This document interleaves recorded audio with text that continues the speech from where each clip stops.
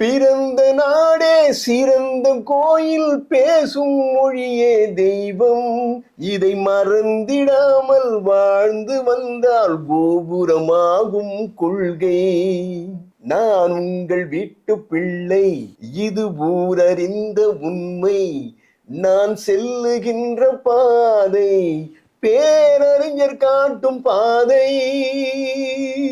நமது பொன்மனச்செம்மல் புரட்சி தலைவர் எம்ஜிஆர் அவர்கள் கட்சி ஆரம்பிச்சு நெல்லை மாவட்டத்தில் ஒரு மாநாடு நடத்துவதற்காக தாய் பத்திரிகையில் பணிபுரிந்து வந்த லே அவுட் டிசைனர் ஜானி அவர்களை அழைத்து ஒரு அற்புதமான லே அவுட் பண்ணி கொண்டு வாங்க, பத்திரிகைகளுக்கு விளம்பரம் கொடுக்கணும் அப்படின்னு சொல்லி நமது பொன்மனச்செம்மல் அவர்கள் ஜானி அவர்களை பணிக்கிறார். அவரும் அழகான ஒரு டிசைன் செஞ்சு கொண்டு வந்து அவர்களிடம் கொடுக்கிறார். பொன்மனச்செம்மல் அந்த டிசைனை பார்த்த உடனே பயங்கர கோபம் வந்துடுச்சு. ஜானி இங்க வாங்க, நம்ம கட்சியினுடைய பேர் என்ன? அண்ணா திராவிட முன்னேற்ற கழகம். நீங்க லே அவுட் பண்ணிக்கிறதுன்னா என்ன பெருசா போட்டுட்டு என்னுடைய தலைவன் வழிகாட்டியை வந்து சின்னதா போட்டிருக்கீங்களே.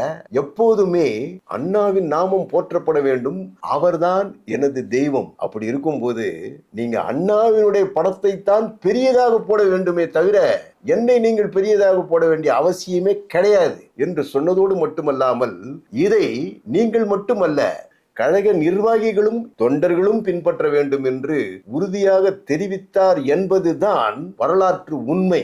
இன்றைய பதிவின் மூலம் நான் நேயர்களுக்கு தெரிவித்துக் கொள்ள விரும்புகிறேன். அடுத்த பதிவில் சந்திக்கலாம். நன்றி, வணக்கம்.